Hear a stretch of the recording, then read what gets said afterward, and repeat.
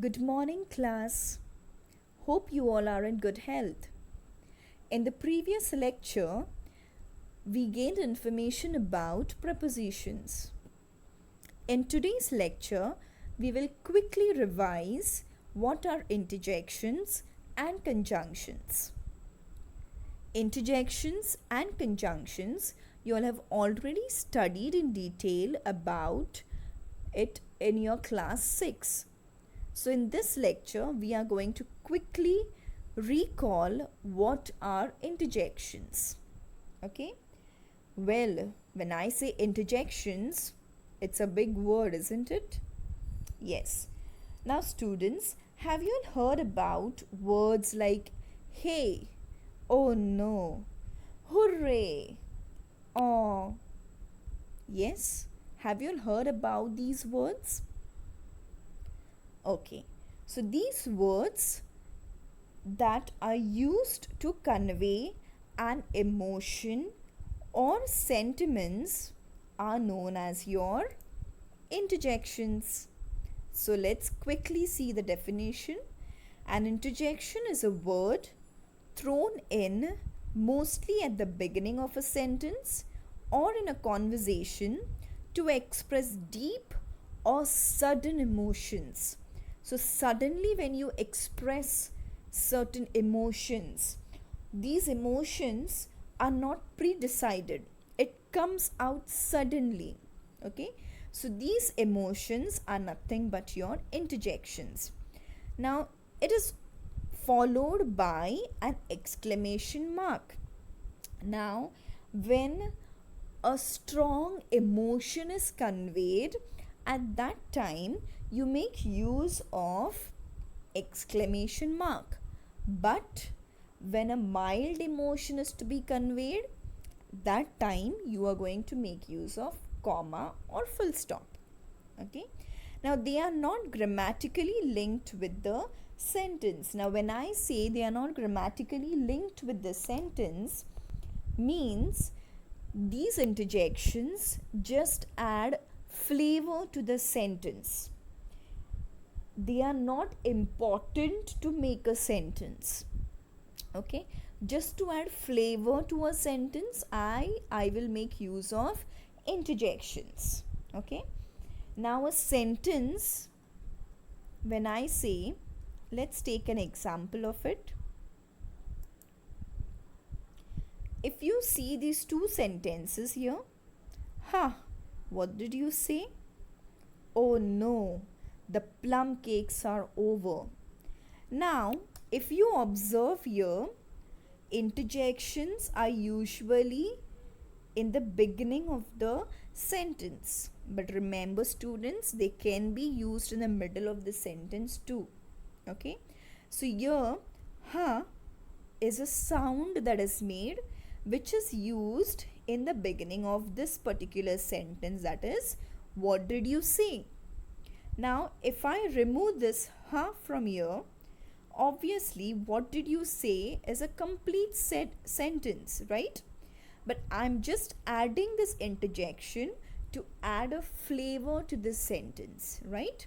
If you take the second example, if I say the plum cakes are over, it is understood because it's a complete sentence, right? Okay, but I'm just adding this oh no over here to add a flavor to this sentence. Okay, so even if I don't mention these words or sounds over here, still the sentence is complete, right? So I'm just adding these interjections to add flavor to the sentence. Okay, so let's quickly see what are interjections. An interjection is often only a sound or a noise. So when I make these sounds like aha, oh, they do not convey any meaning, but they are only a sound or noise, you can say. Okay, a noise is produced, right? So interjection is often a sound or a noise, or it can be an actual word also that can convey a meaning. Okay, for example, well done, good job, help. These are certain words that can also be used as interjections. So, as we saw in the earlier sentence over here, interjections may be made up of more than one word or sound. Okay, so here if you see, be quiet, two words are there here. Okay, so interjections can be made up of more than one word also. We want it to be a surprise. This is a sentence. Here before it, I have added be quiet as my interjection. Okay, so remember students, interjections can be a sound or a noise, or it can be an actual word also. Now other parts of speech can also act as interjection in a sentence. Okay, remember this. Next, let's see the types of interjections. Okay, when to use which interjection. Now, when you are in a state of joy, which interjections are you all going to use? These are very few interjections I've listed down here. Let's see. Interjections for joy, when you want to express joy. Okay, joy, everyone know what is joy, right? Happiness.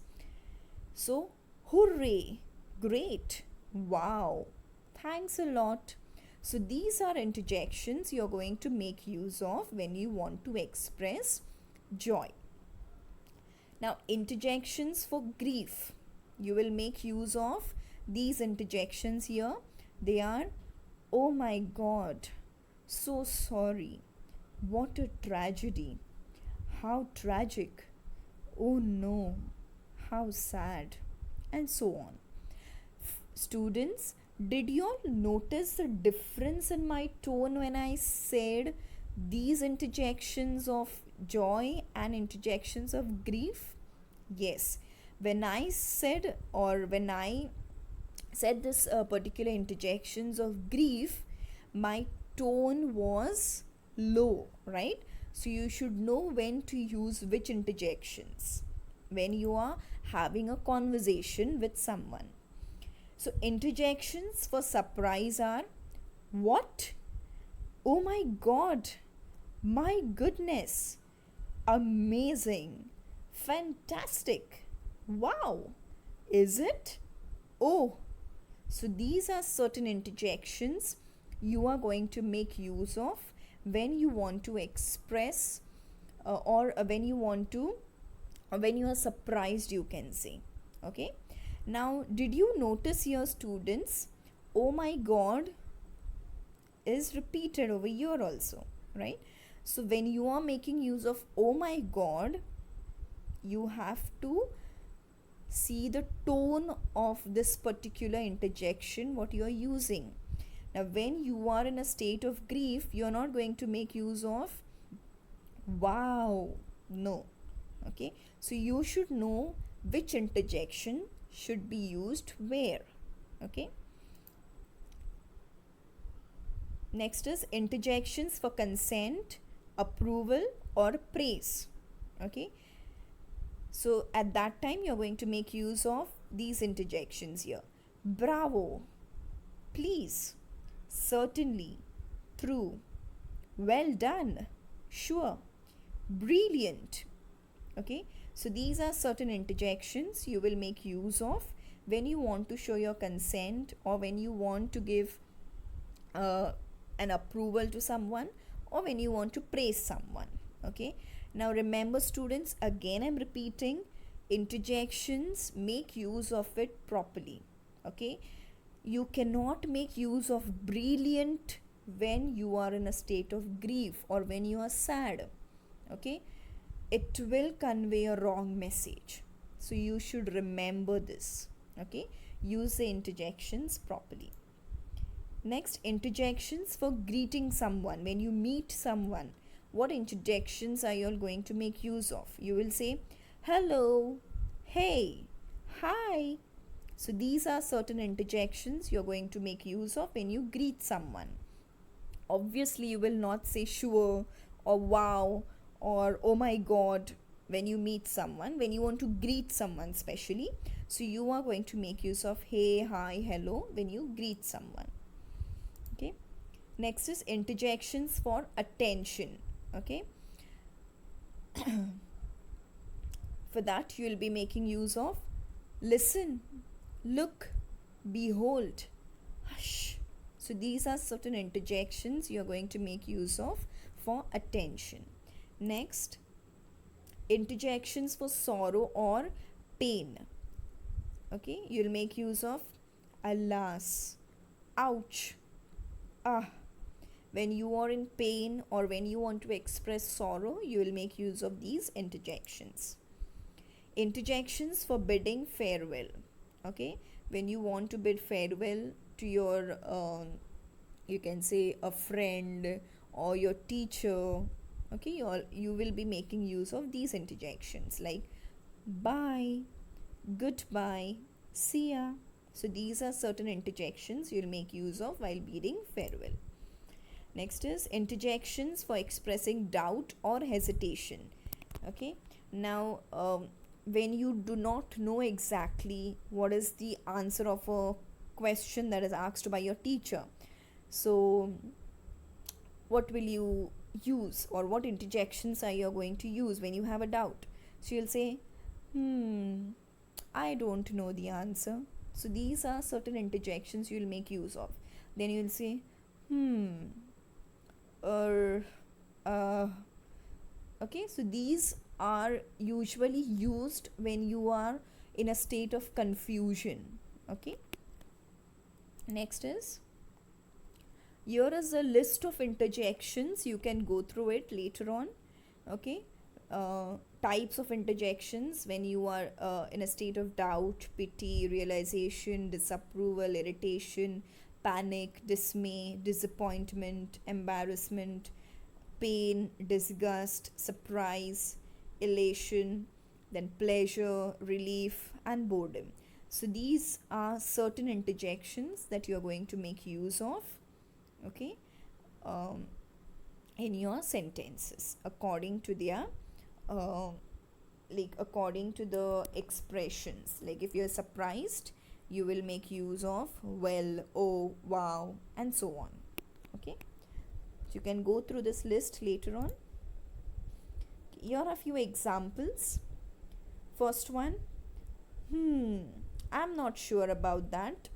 Okay, so as I said, when you are not sure about something, or this is an interjection for doubt, right? You don't know something, at that time you'll be making use of these this interjection, that is, I'm not sure about that. Okay, now students, did you all notice here there's a comma? That means it's a mild emotion that I want to convey, right? And that's a reason why I'm making use of comma over here. The next, alas, my funds have some limitations. Okay, so your alas is your interjection. Try to understand. Huh, what is there to understand? So here I'm making use of exclamation mark because I want to convey a strong emotion here. Okay, then help, I'm going to fall. So help is a strong emotion. Okay, again this is an interjection over here.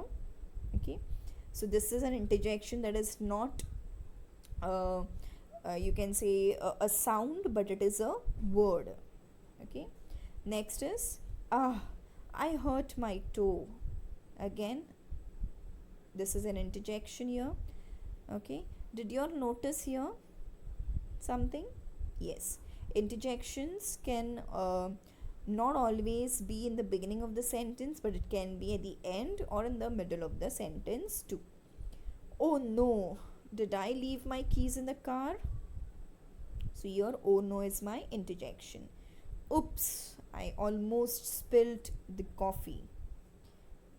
Yuck, this peanut butter is disgusting. We have done it. Hurrah! So have you noticed, students, here this interjection is at the end of the sentence. Okay, then hooray, Our team won. So this is an interjection that is used in the beginning of the sentence. So you should know how to identify the interjection. But most probably the interjections are used with an exclamation mark. But at times you also see interjections with comma or full stop also. Okay.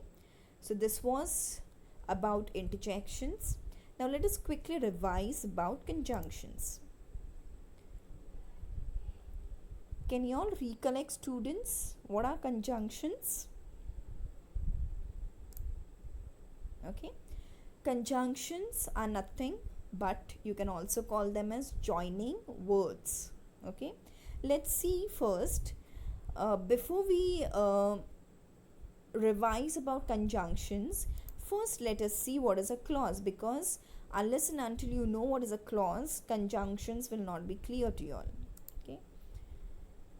So a clause is a group of words that has both the subject and the verb in it, or we can say it has a subject and the predicate in it. Now subject and predicate you all have already studied in your 5th and 6th standard, so I'm not going more in detail about it. Subject and verb also you all know. Okay. So examples of this clauses. Now there are two types of clauses, main clause and subordinate clause. Okay. Now if you take this first example, I feel amazing. Now what is a clause, students?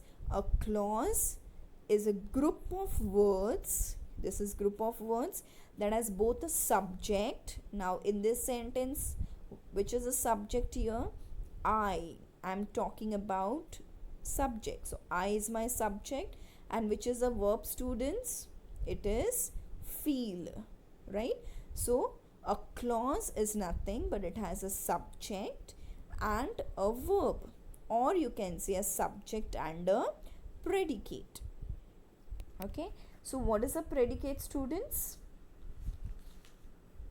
Yes, predicate is nothing but you can say is a part of a sentence, okay, which has a verb that tells us about the subject, what I'm trying to say about the subject.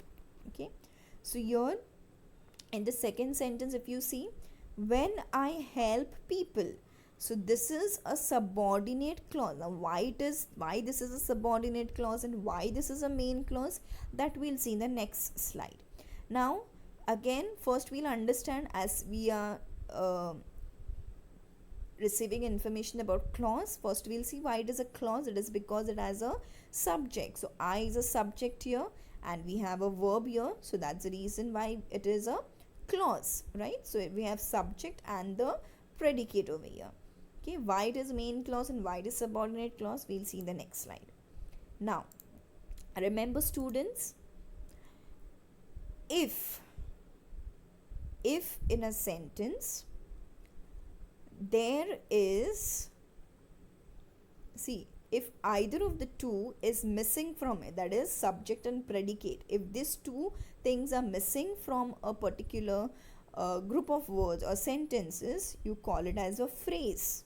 Okay, it does not remain a clause but it becomes a phrase. So you should understand the difference between a clause and a phrase. A clause has a subject and a verb, okay, and a phrase do not have a subject and a verb. If you see the first one here, there is no subject here.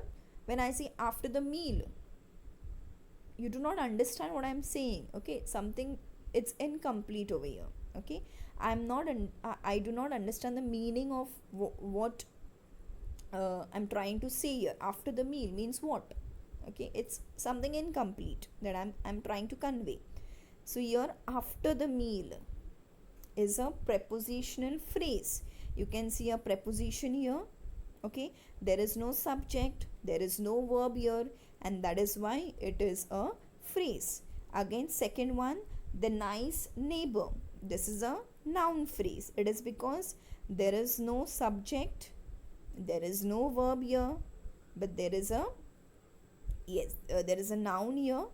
Okay, now this is nothing but your noun phrase. So when we don't have subject and a verb in a sentence, that is your phrase. When we have subject and verb, it is known as your clause. Okay. So as I said, we have two types of clauses. We have independent and dependent clause. They are also known as main clause and subordinate clause. So main clause is also known as independent clause. Subordinate clause is also known as dependent clause. Now what are this main clause and subordinate clause? Let us see. Okay. Now an independent clause, as the name suggests, is a clause that is not dependent on anything and gives a complete idea, thought. Since it gives complete sense, it is also a sentence. Now if you observe over here, this three sentences, main clause or independent, when I say this word independent, means it is not dependent on something to complete its meaning. So when I say I feel amazing, you understand what I'm saying. It gives a complete idea or a complete meaning is conveyed over here. I feel amazing. It's not incomplete. I'm conveying a complete meaning to y'all. Okay. Next is we should think big. Again, this is an independent clause or the main clause because it gives a complete sense or a complete meaning is being given over here. Okay. Then next is third, we never give up. You understand when I say we never give up. Okay, a complete meaning is conveyed in this particular sentences. That is the reason why it is independent clause. Now these sentences are not dependent on another other part of the sentence for its complete meaning, but they are complete in itself. Next is dependent or subordinate clause. The subordinate clause is also known as dependent clause. Now dependent clause is completely opposite to independent clause. Now when I say dependent means you're dependent on something.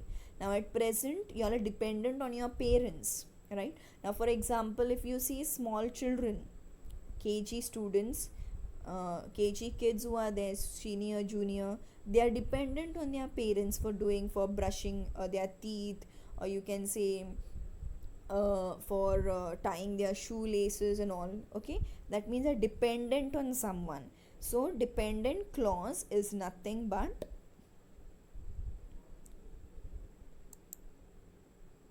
is totally opposite to independent clause. Okay, so here if you see, as the name suggests, it is dependent on something. It is dependent on independent clause to complete its meaning. So dependent clause does not give a complete meaning and can't stand alone as a sentence. So these clauses or these subordinate clauses are dependent on the main clauses to complete its meaning. Okay. Now dependent clauses start with subordinating conjunction. Remember these students, dependent clauses always begins with a subordinating conjunctions. Now here is a list of subordinating conjunctions. Okay, so we have subordinating conjunction. When there is a comparison, we'll make use of these conjunctions here. You can go through it. Okay, time, these conjunctions I'm going to make use of after, as soon as, until, whenever, now that. Then concession, though, although, even though. Then relative pronouns which are there. Okay, here. Then we have reason, subordinating conjunction of reason. Then condition, place, then manner, relative adjective. So all these are your subordinating conjunctions. So subordinating clauses begin with a subordinating conjunctions. Okay, then do you all remember something about this, students? Fanboys, last year I had mentioned about this. Yes, so these are some common coordinating conjunctions.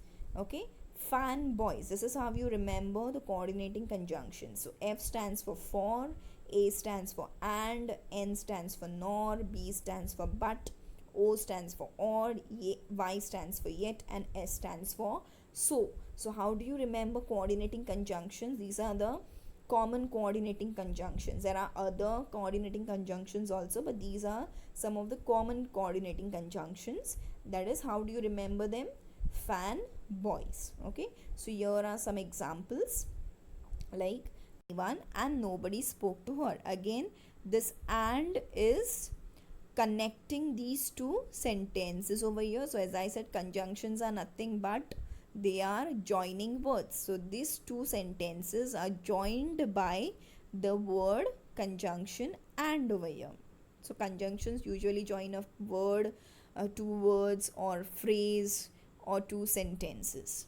Then I don't expect children to be rude, nor do I expect to be disobeyed. Okay, so here nor is your conjunction. Then they rushed to the hospital but they were too late. So again, but is my conjunction here because it is connecting to, yes, it is connecting to clauses over here, sentences over here. Then I will go shopping or I will go camping. Again, or is connecting these two sentences here. Then Kelly was a convicted criminal, yet many people admired him. Again, yet is my conjunction here. I was feeling hungry, so I made myself a sandwich. So, again, here, so is my coordinating conjunctions, right? So, this was all about conjunctions. So, students, I hope that you all have understood, you all have recalled everything that you all have studied in your class 6th, and now you all have studied in class 7. Okay, so hope this is clear to you all what are interjections and what are conjunctions. Okay, so in the next lecture we will begin with another topic. Till then, stay home, stay safe. Thank you.